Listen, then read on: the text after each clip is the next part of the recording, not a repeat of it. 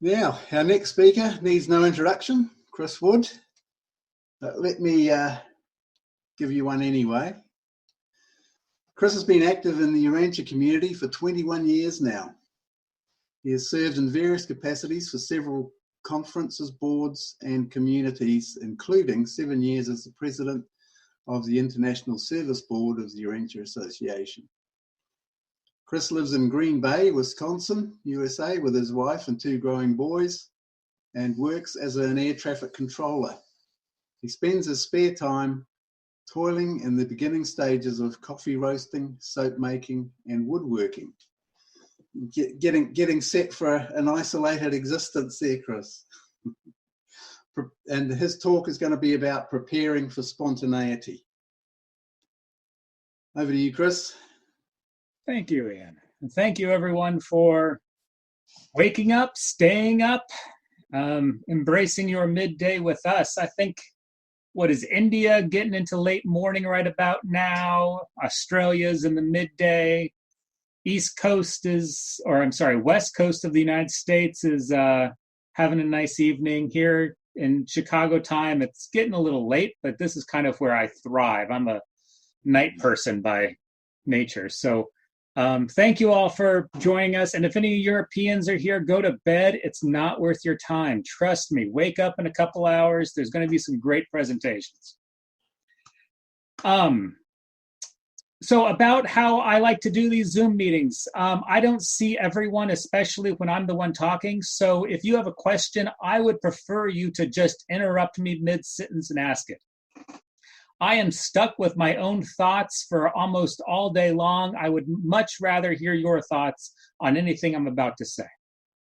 And then also, what we're talking about is preparing for spontaneity, or at least that's what I decided to title it. And by that, I mean kind of 2 different things. And one is a way in which we can read the Urantia book, but then also one way in which we talk with the rest of the world.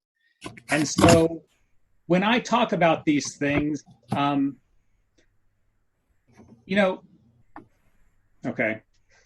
earlier, Jeff Waddles gave a great presentation, and he asked a question in it that we never actually got to answer very much of. But he asked, what does it mean to be a son or daughter of God? And he asked us all to think about that and come up with an answer and write one down. We never got to share it. When I thought about that, where my mind immediately went to is the old cyclical nature of God, of life, and that a child's life would often be very much like their parents' life. We're talking back in the days before modern times, where one person's life would continue into the next, would continue into the next, and would all be very cyclical. And so then I'm thinking, what does it mean to be a son or a daughter of God? And I'm thinking of that quote that, and I don't know it exactly, but it's that God is a person. He can know and be known. He can love and be loved. And so if I am to try to repeat that cycle of living of my Father in heaven, that means I should try to know and be known, and I should try to love and be loved, which is very close to one of my favorite quotes from the Urantia book, which is, the doing of the will of God is nothing more or less than the exhibition of a creature willingness to share the inner life with God. And so the way I like to approach these types of conversations we're having is, I don't have finished thoughts. I very rarely have finished thoughts. There's not necessarily a conclusion to what I'm talking about. Rather, this is what I'm thinking about right now. This is kind of what I'm trying to work out. And I probably think differently about these things than I did a year ago, or I will a year from now. So this is very much just a sharing of ideas. And I might just reject everything I'm about to say from realizing that I'm wrong here in about, 42 minutes or so. So that's enough of an introduction, I think. To begin, there is a phenomenon within the Urantia book that having to do with language.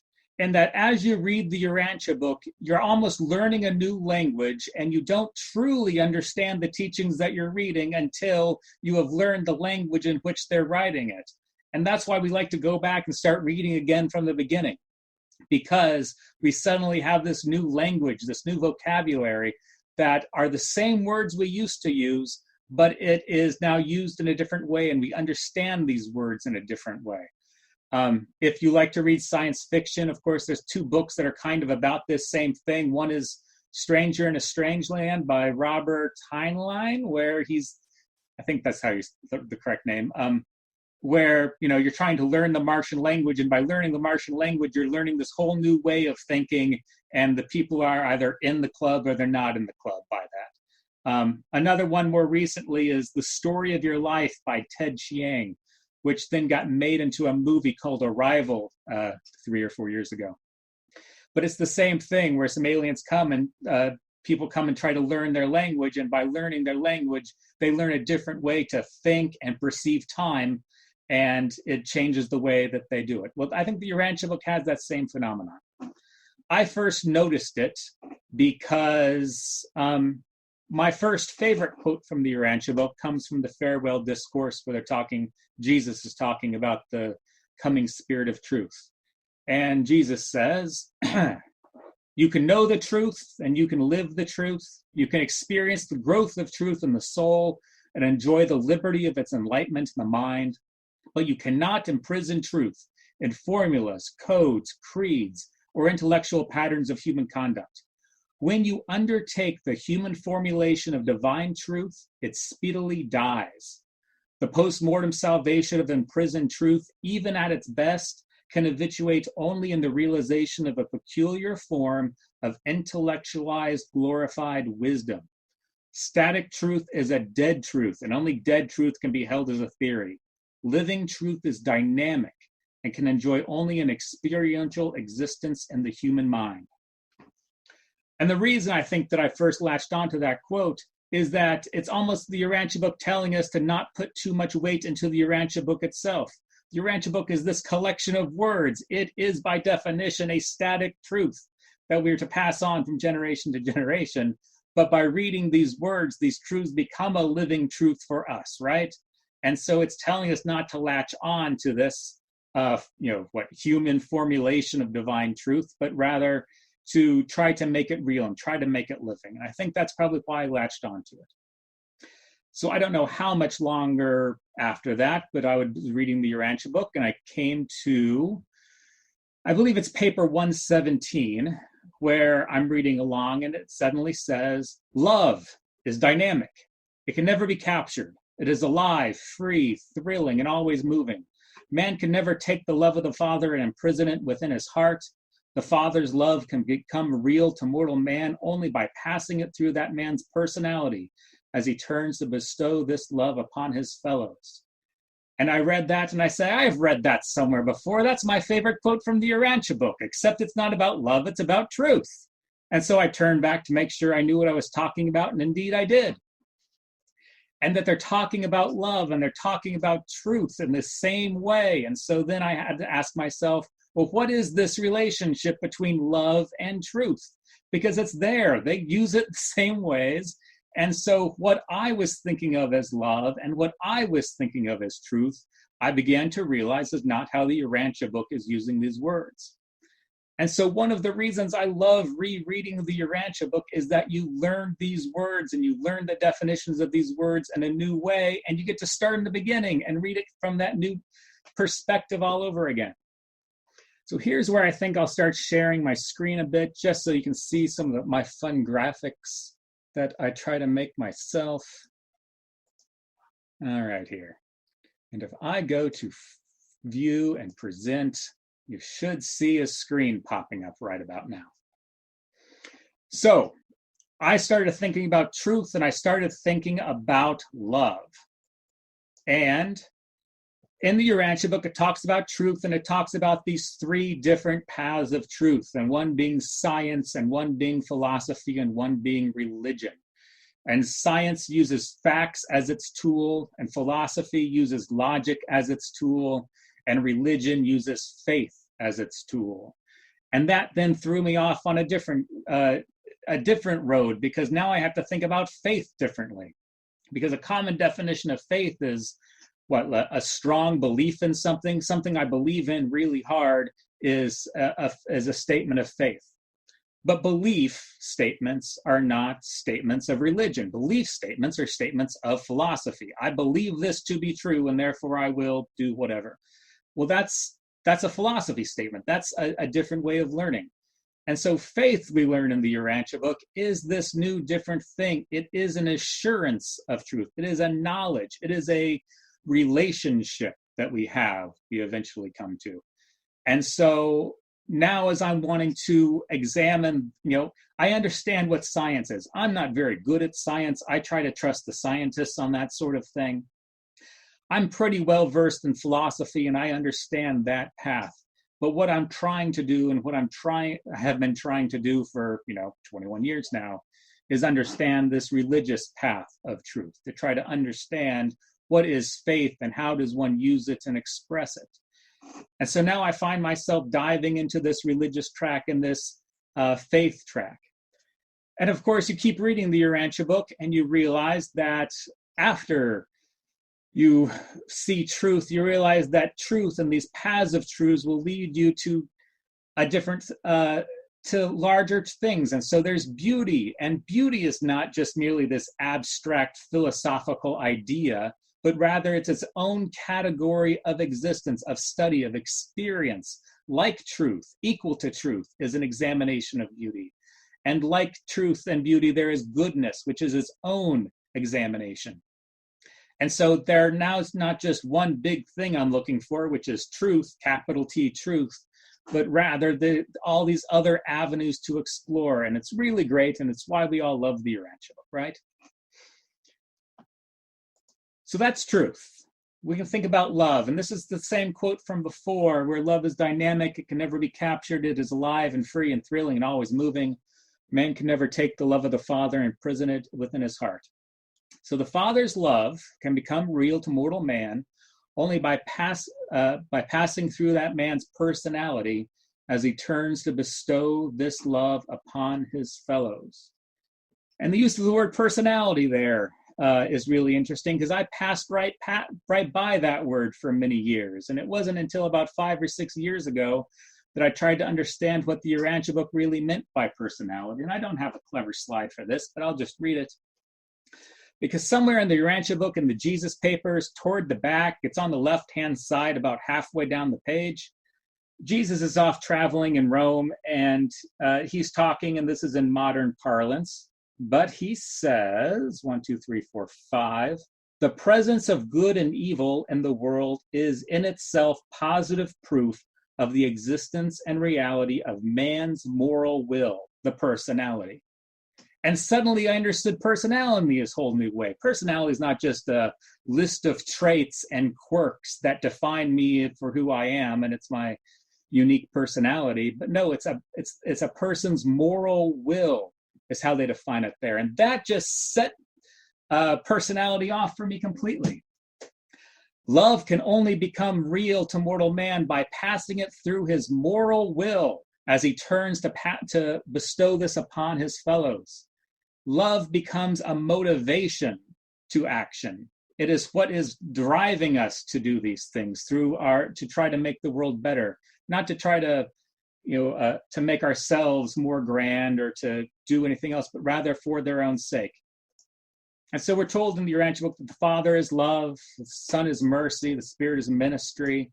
And so we can define this love as divine motivation. Love is a divine motivation. Now, just quickly it sets me off on a completely different path, which is, well, if love is something I never quite really understood, what is mercy and what is ministry?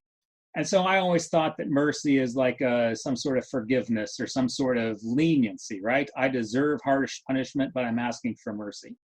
But the Urantia book doesn't think of it like this. In the Urantia book, it says, happy are the merciful, for they shall obtain mercy. Mercy here denotes the height and depth and breadth of the truest friendship, loving kindness. And so there we get a definition of mercy as being the act of a friend. An act of mercy is an act that is one of friendship. And so then when we talk about ministry, the Spirit is love applied to the creation, the combined love of the Father and Son. And so I could have done a whole hour on just these three things, but we'll just zoom right past this because we're learning that the Father is love, which is to say motivation. The Son is mercy, which is to say it's an act of friendship. And the Spirit is ministry, which is to say action. And so if you have an action that is done by a friend that is motivated divinely, then you get this combined action, this combination of the Father, Son, and Spirit. A combination of action, motivation, and friendship. And so it's wonderful. And the Urantia book gets this. And so now I get to start from the beginning with all of these new definitions. So where I want to take us to right now is my current favorite quote from the Urantia book. And this comes from, again, somewhere in the middle, where we are told the great problem of religious living consists in the task of unifying the soul powers of the personality by the dominance of love.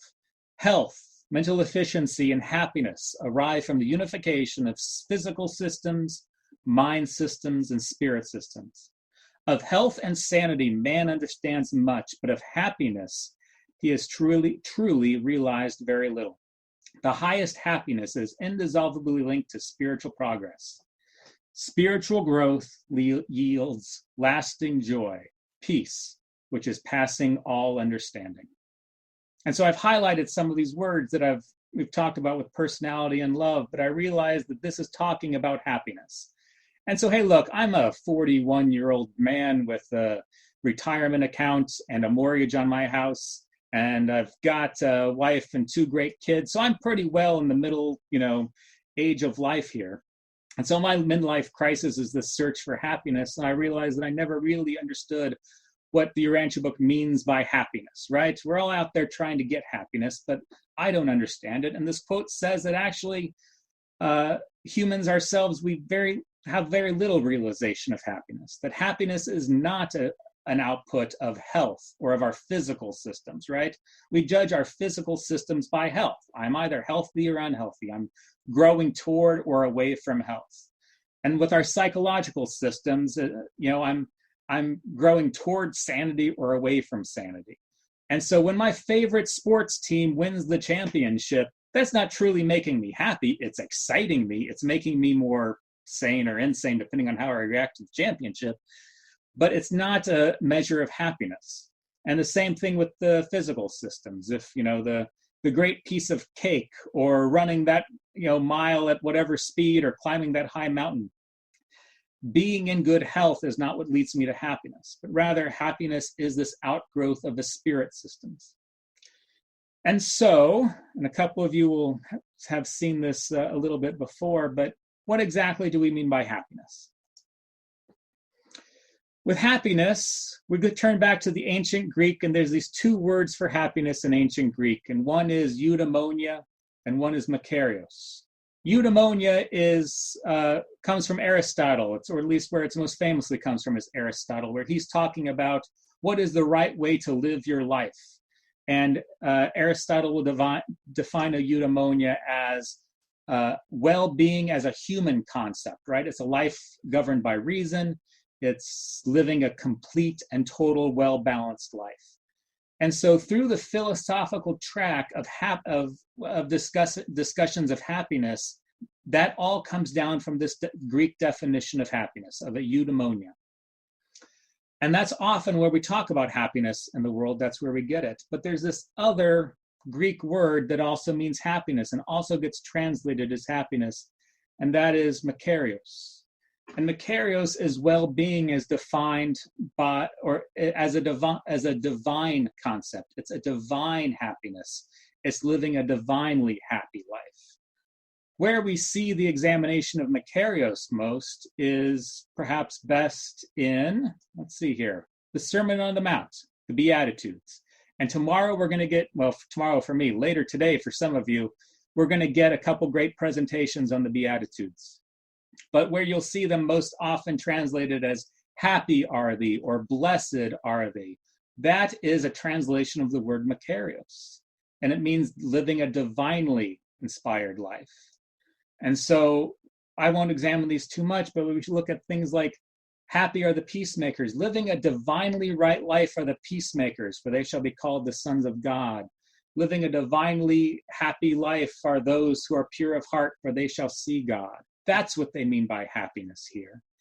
And so in our examinations of happiness, we see these two different paths, and yet they actually are talking about these two different things. And so when I now go back and read the Urantia book, I can read it from the point of view of Macarius when we talk about the Beatitudes.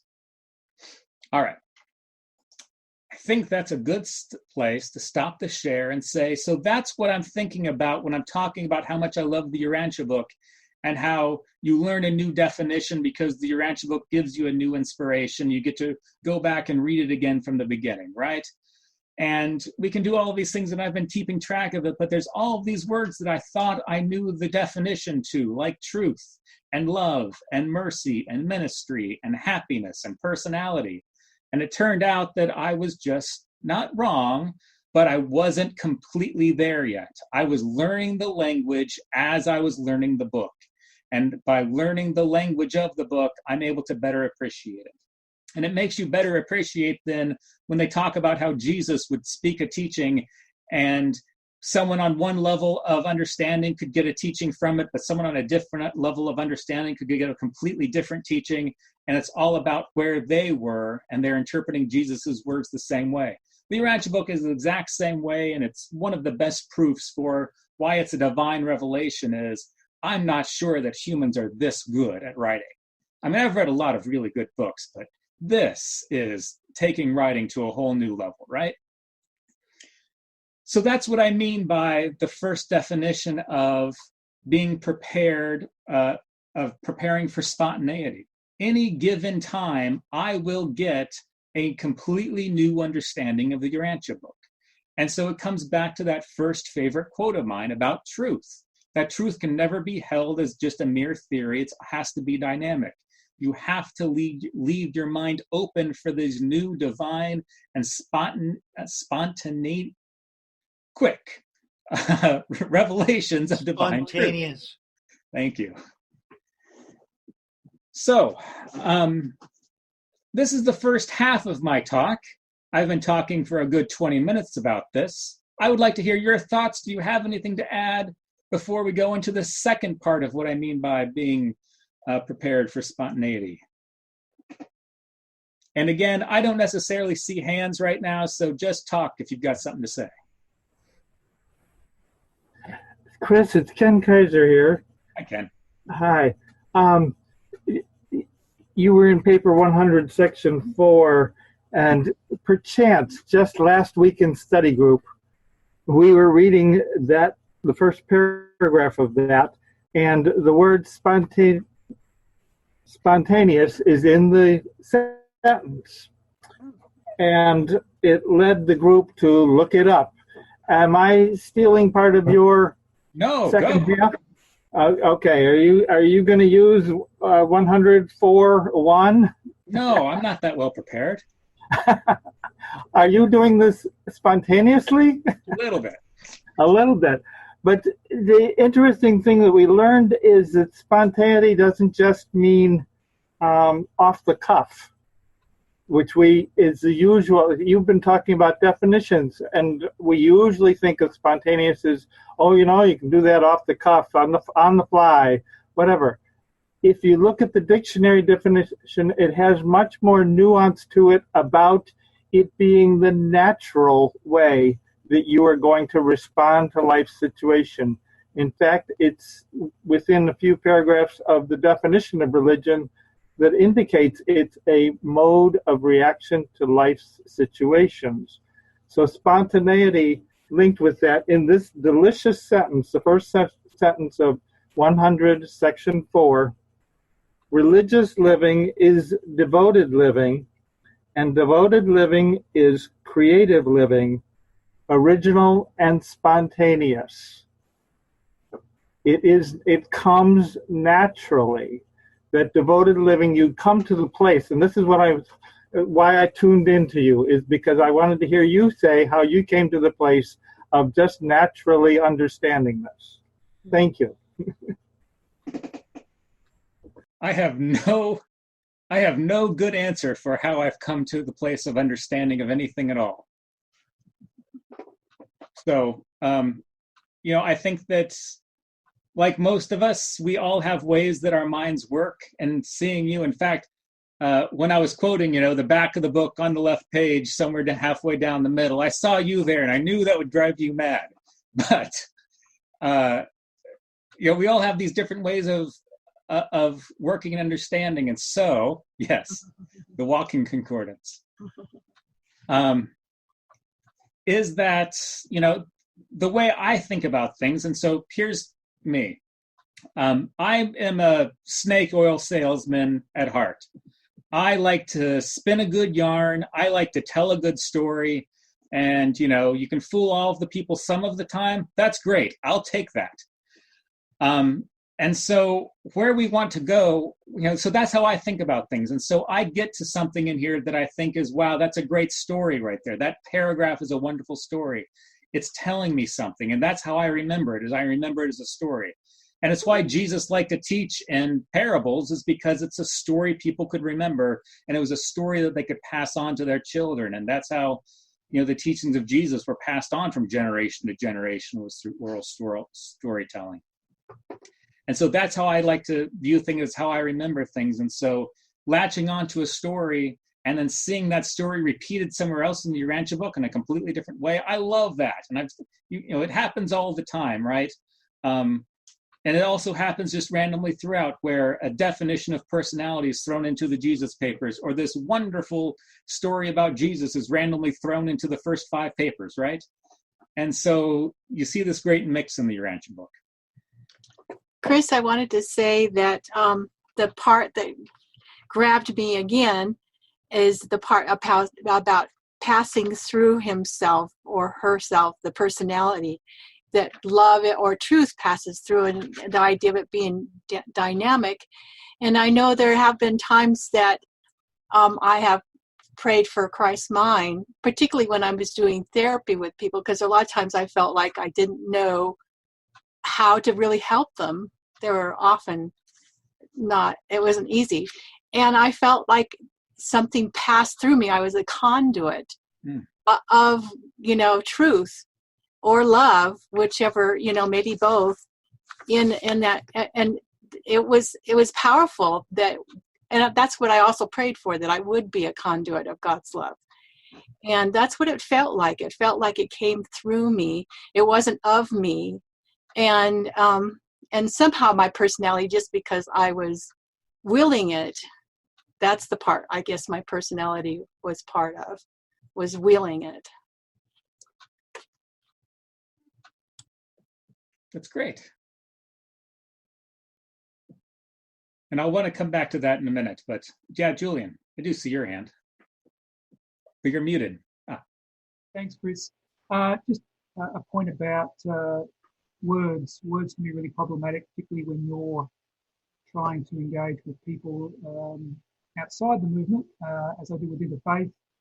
Often we have to define what words mean, and it's good to understand what the Urantia book means by these words, and then often to have to translate to an outsider words like soul and truth, and you mentioned happiness, and that was a great one about spontaneity, because I wasn't aware that's what it really meant. So otherwise we can be misunderstood and be at cross purposes with people. So yeah, we really need to know these words well and be able to put them in terms that others can understand. Well, you've done an excellent job of actually anticipating where the second half of this will go. So great job. I love that, because it means I'm starting to organize things like the Urantia book would, and just that, the next question or the next part will answer exactly where you think it'll go. So Chris, Julian's microphone wasn't real great, or the bandwidth. Could you repeat what you heard? Right. So Julian's basically saying, hey, there's this other part of the language that we use, which is we want to talk to other people about the Urantia book.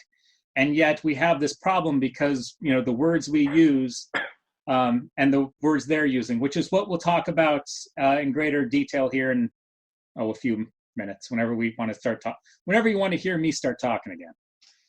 Yeah, David, I saw you. David Henry. And I think one of the most pleasurable aspects about spontaneity is when you're just out and about, and if you can remember what it's like to be out in public, when it hits you, the worship attitude or just overcomes you, and you don't have to be sitting in a quiet place all by yourself for the worship motivation to enter you, but it just happens out and about. That's just one of the most pleasurable things. It lifts you, all of a sudden you don't weigh as much as you did before and you could be out doing just anything. And I just think that's one of the most wonderful parts of spontaneity.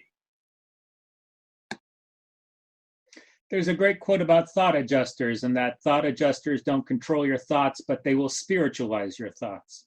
And I'm sure you've probably all had an experience where you're just thinking whatever thoughts you want to think, and suddenly it just twists into a spiritual thought, almost beyond your control. And I try to remember and latch on to those moments, because I think there's something in there that I probably should try to get to know better,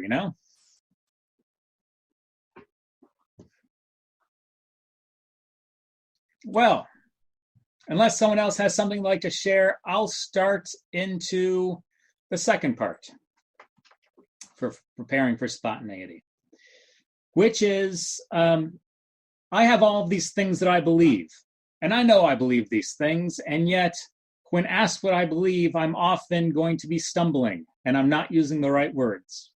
And part of it's just because I've never actually had to give voice to my own beliefs before. And so this second part of this talk is not so much about the Urantia book itself, but rather what the Urantia book community can do to help train people who are studying the Urantia book to move forward with these things. So one thing we can all do is we can practice talking about the Urantia book and its teachings and what we think about them. Like I said in the very beginning, I'm just expressing here what I'm currently thinking about, right? This is a practice for me. This is training. This is preparing by talking about these things that I believe. And I've had to put them into words and put them into a presentation for you all. And it means that I've been able to take these beliefs and help put them into human words. And these human words are hopefully being communicated and understood by other humans. And I'm doing a better job, right? So I'm training for a spontaneous moment where I might be out in a train station or out at the grocery store and standing 6 feet away from someone, but we're talking and we are having a conversation about these things. And someone asks me what I believe, and I can put my beliefs into words because I've been practicing them. And so it is one of the reasons why study groups are important, is because study groups give you the chance to talk about these things, to say, lead a discussion on a topic or lead a study group on a topic. It's why local conferences are great, because local conferences gives everyone a chance to get up and talk for 15 minutes if they want to, or 20 minutes. Whereas if you go to a national or international conference, those are great for other reasons, and please go to those. But the chance for everyone to get up and talk for 15 minutes doesn't exist. So local events give people a chance to get up and express themselves and put their beliefs into words. And no, you will not always be smooth. And no, you will not always communicate right, but you're training, you're preparing yourself for these things. And so it's one of the things we can do as a community, is give people this chance to train. And that's one of the reasons why study groups are so important. It's why local events are so important for us. But then the other thing is that we have all these words that we use, and I've shared a few of the words that I use now in a different way, like personality or love or truth. But there's all these other words that I know from the Urantia book. I talk about Makaventa, and I talk about Mansonia, and I talk about Uversa, and I talk about midwayers and thought controllers and thought adjusters and thought changers. And so when someone comes up to me. And, I'm pretty open in my life that I read the Urantia book and I'm into this thing. It's kind of hard not to be for me. And my wife, she's a very open person and I don't mind it either. And so if someone comes up to me and asks me, what is Urantia? I need to have an answer for that one. And I know that there are wrong answers. I know people are supposed to say there's no wrong answers. There are wrong answers. As my mother used to chide us children, she used to say, act normal every chance you get. And it's the same way with us Urantia book readers. We need to act normal every chance we get when we're having a conversation about the Urantia book. Try not to sound crazy. It's like the Hippocratic Oath? First, do no harm. For the Urantia books, it's first, do not sound crazy. So what is Urantia? Do not answer that Urantia is planet 606 of Satania. That doesn't help you at all. Don't answer that it's, about, this major universe and insert a name here and insert all these words that they've never heard of. Doesn't help you at all. You need to be able to answer, what is Urantia book? Or what is Urantia? What is the Urantia book? What is your religion? Whatever that is, however the question is phrased to you, in a way that is using normal languages that doesn't sound crazy. And it needs to be true for you. And that's the other thing, is I could tell you what I use. And what I say is that the Urantia book is about God and our relationship and a personal relationship with God that propels us into service of others, right? And so then if they want to have more conversations, we can talk about God or relationships with God or how a relationship with God then leads you into serving others. So that's the answer I use, because those are the conversations I understand and want to have. Whatever answer you come up with needs to be true for you as well. And Alice has a different answer, and I'm sure all of you have different answers as well. But leading into the jargon of our book doesn't help anyone at all. It doesn't help the Urantia book. And so one of the things Jesus would do, of course, is Jesus would ask questions, right? And let the other person talk. And one of the great things about that is not only are you, allowing the other person to give words to their beliefs, but you're also learning their language. You're learning their vocabulary. You're learning what they're thinking so that you can adjust your words and your expressions to help them, to meet them on their level and in their vocabulary. Because if you insist that they use your vocabulary, the conversation will go nowhere if they don't know your vocabulary yet. And so part of this training is that we can be doing as a community is better training for just how to have conversations about the Urantia book. What's your, elevator pitch? The people say, you get 7 seconds to make an impression. So can you talk about the Urantia book for 7 seconds without sounding nuts? And it's practice. If they like it, can you talk for another 30 seconds? Can you talk for another 90 seconds after that? Again, without bringing in all of the jargon that we have learned from the book. And so I will now share once again, and go back to this presentation. Oh, yes, I put this in here.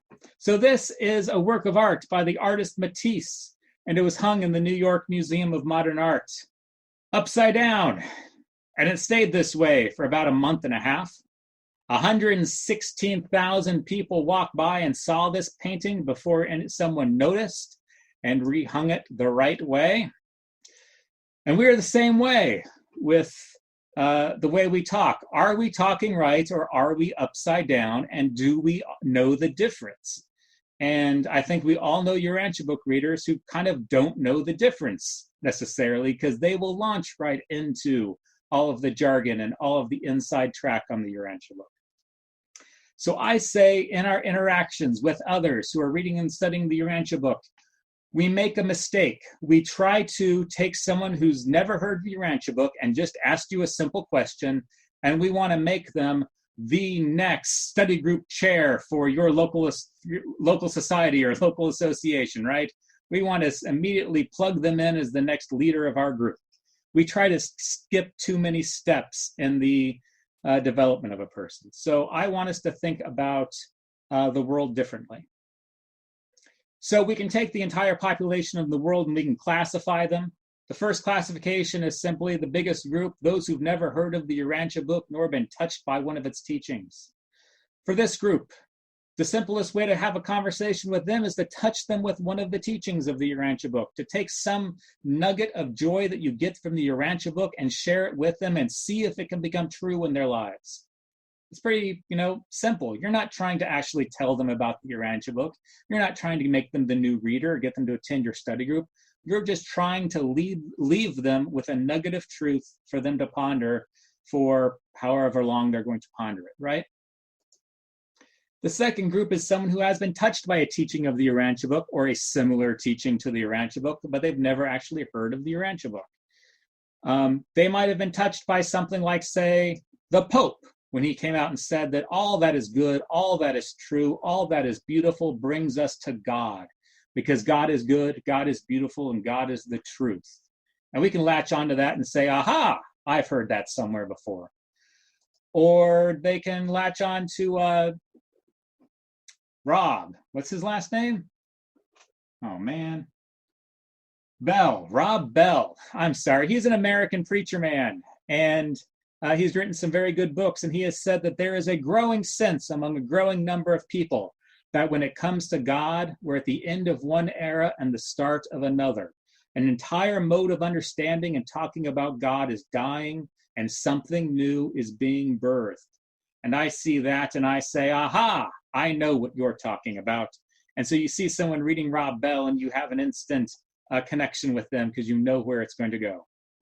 So with these people, maybe you actually do tell them about the Urantia book. You give them a way that they've actually can connect it with them. Now, you don't necessarily try to convert them and help them out. You give them a positive interaction with the Urantia book.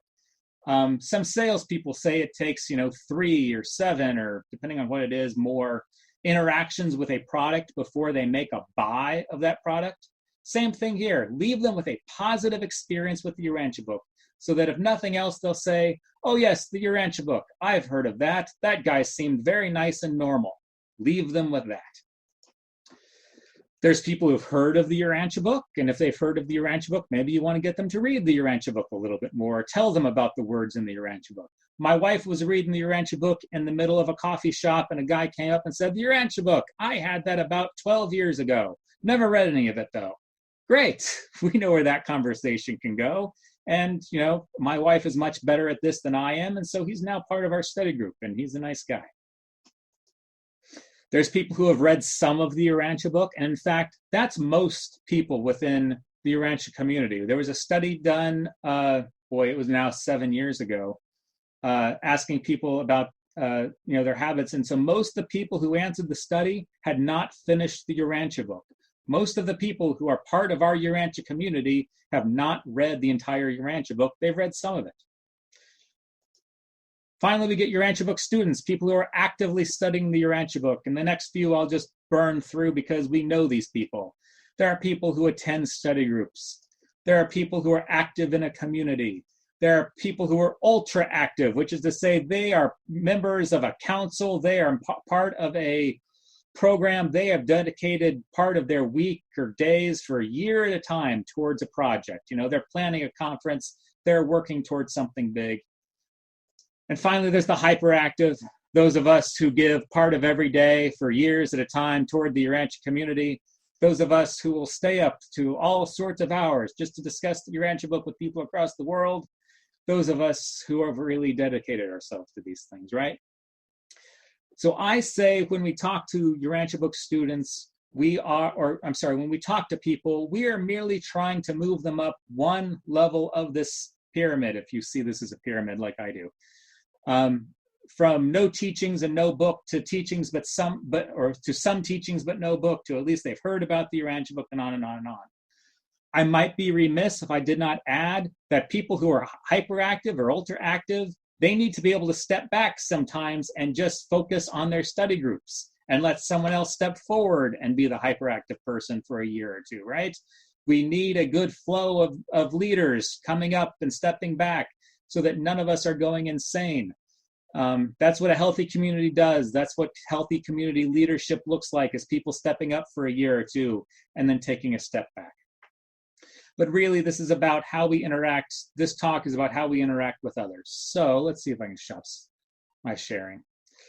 So that's the other part about preparing for spontaneity is we need to practice talking to people on the street. And we can practice amongst each other, of course, but we need to be able to talk about the Urantia book teachings in normal language of the day. And for us, for me, this is, American English. And it's for you, it's whatever language and whatever country you're from. But we need to be able to take our beliefs and our thoughts that have been transformed as we've read the Urantia book and translate them into the language of the day so that we can have these conversations. So that's the end of that part, and we're now open for 5 minutes of comments and questions on your part. And again, I'm not looking at the chat and I'm not looking at hands, so just talk. Yeah, hi Chris, this is Dana. It's funny, I was just thinking the other day about this whole notion of conversations and being ready for conversations. And in the fellowship, the purpose statement, and in the UAI, I forget what section it is in your charter, but in the Foundation's Declaration of Trust is exactly the same paragraph. And that paragraph says that what we're to be about is sharing the teachings of the Urantia book and so on, but it also says we're to develop or help develop a religion, a philosophy, and a cosmology commensurate with the culture that we're in. Not develop religions, but develop a religion, cosmology, and philosophy. And so I was taking that and this notion of conversations and imagining hundreds of different moments that we might describe, So take your hierarchy, but now add another dimension, like scientific discussions. And so we build a library of little conversation vignettes, and I can study those. I can just, conversation a day, and I can just burn those in this preparing for spontaneity way, so that when I run into an opportunity, I get my 7 seconds with a scientist who is an atheist. What do I do there? What do I do with the astronomer? What do I do with the physicist? Or it's philosophy, and here we need to take your path and study more philosophy. But I love this idea of preparing for conversations. Yeah, I think that's a great point, is that we each actually speak many different languages, right? So I've studied philosophy, so I speak philosopher. I'm an air traffic controller, so I speak air traffic control, which just means short sentences and no extra words. And I've never met an adjective or an adverb that I like. And so we all have these different languages that we speak, right? And so I can't speak scientist if I run into a scientist. That's not a bridge I can build, but I can build bridges to my community, to my church, to my philosophy people, to my wherever.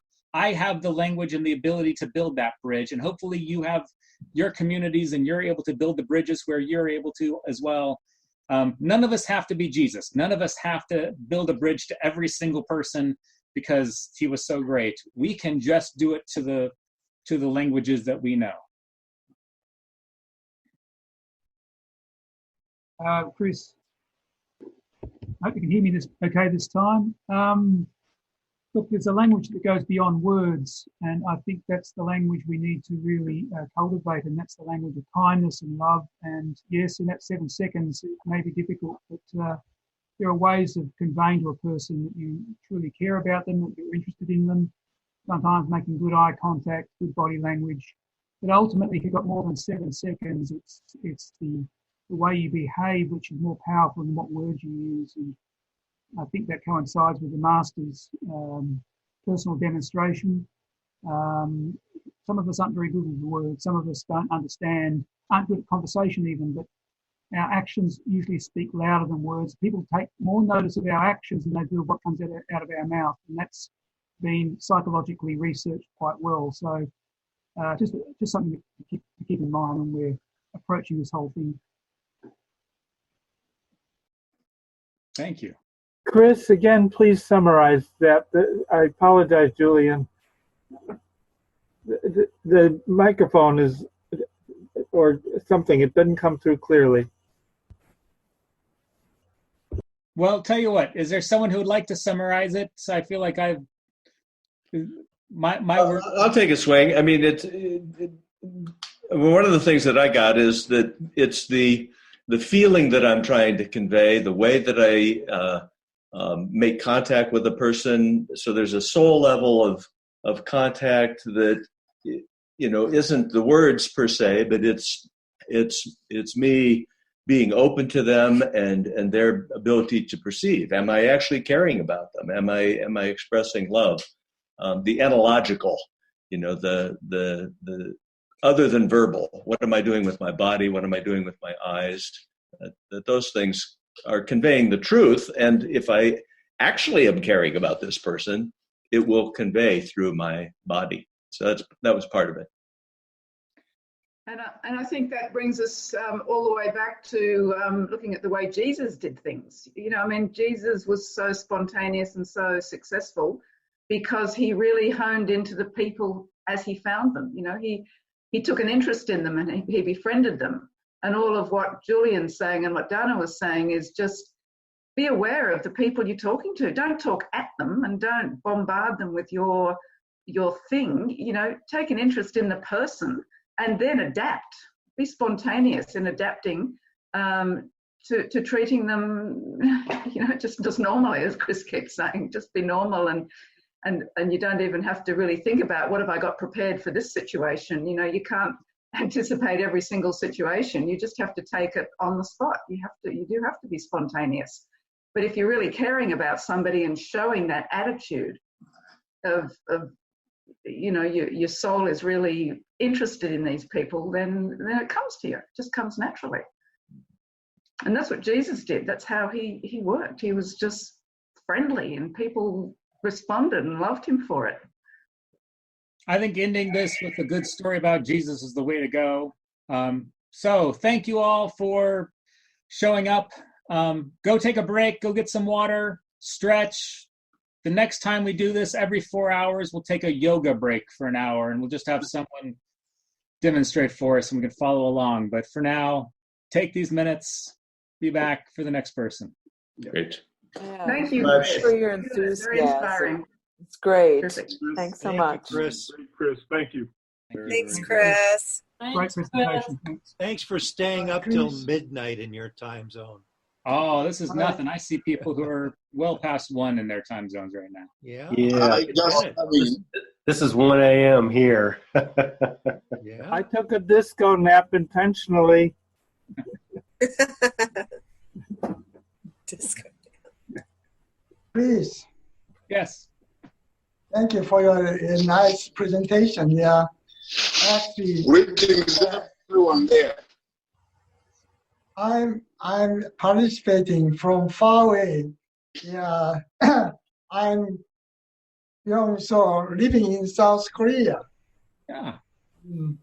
And probably maybe your foundation as well as your fellowship are concentrating the members on the United States, as well as maybe South America or Europe, but not familiar with the Orient, Asian people. That's why you are talking about the languages. Yeah, even you Americans have some different languages, even the same English you're talking, but in vocabulary, meaning, concept, definition, you are talking about the different definition on the same language. Maybe in this case, you may maybe think about the foreign. Maybe you may see Asian could be alien to your Americans. Yeah. So we are very, very hard to understand what you're talking about. And when you communicate or contact the Asians, you have to be have some understanding of the difficulty, language barrier. Yeah, tone is absolutely different. Yeah, that's why someone is very hesitating to communicate with the Asian people. That's why you do not understand. Why do that? They are not positively contact or communicate. I'm really thank you. Yeah, this kind of the electronic Zoom meeting. However, if you can kind of thinking about considering to some kind of the presentation of the written presentation, if you have some content on the screen, because we are very easy to read the written read presentation, but very hard to understand the speaking. Speaking is very, maybe as for me, maybe in case of you, please, very easy to understand. I can understand maybe 70-80% of what you're talking. But excuse me, sorry to say that the other person maybe I can hardly understand, maybe 30, 40, 50%. That you understand what is our circumstance. Thank you. Well, thank you. And let me tell you, here's my theory about South Korea, right? Or really Korea, is that you've had the Urantia book now for about 25 years, right? 25 years it's been in Korean. And in the coming 10 years, it'll be published in Chinese, it'll be published in Japanese, it'll be published in more and more Asian languages. And so the Koreans are going to be better prepared to reach out to the rest of Asia and actually take a leadership role for all of Asia to help bring the Urantia book to them better than the Americans will or the Europeans or the Latin Americans will. Because again, we don't have those social traits that best translate. And so the Koreans are going to take a wonderful leadership role for the next decade or 2 decades as it spreads throughout Asia. So thank you for the work you will be doing. Yeah, that's good point. You may understand that the Chinese, Korean, Japanese, we have the same basic word is based on the Chinese character. Mm-hmm. Chinese character. We the Japan, Korean, and even some part of the South the Asia countries also could understand the word of Chinese. That's why in case of the Chinese, the version, Korean and Japanese version, could be we can exchange the opinion on the word concept. What is the meaning of the Urantia, the keywords, Chris said keywords meaning, and we can share each other opinion and create same word, same Chinese character. In that case, we are very easy and actually facilitate to each other to maybe venue the conference or forum or communication or study, whatever, if we have shared same word, keyword. Yeah, that's what I'm suggesting. Okay? Great. This was so exciting, I missed the break. Thank you, Byung. Thank you. Thank you. Yeah. Okay, well, I'm about to introduce the next presenter who will be presenting in his own absence. And his name is Nigel Nunn, but he has a set of videos that he's produced, which we can have a look at. So Nigel, he's from Victoria in Australia, and he's an astrophysicist and long-time reader of the Urantia book. He has a very good grasp of the deep and complex concepts of the book and has a creative talent for presenting them into layman's terms. He has a particular passion for the cosmology of the book and spends much of his time exploring ways to correlate the book's cosmology with that of mainstream science. He has presented at both of the recent scientific symposiums that were held at the Urantia Foundation. So he's got a set of 3 introductory videos, which are quite short. They're about 10 minutes each. And the first one is called Universe Frames. The second is called The Personal Universe. And the third is a family affair. So I'll make a start and run these. And so let's see how we go. I'll share my screen with you. And where is it? But before I do,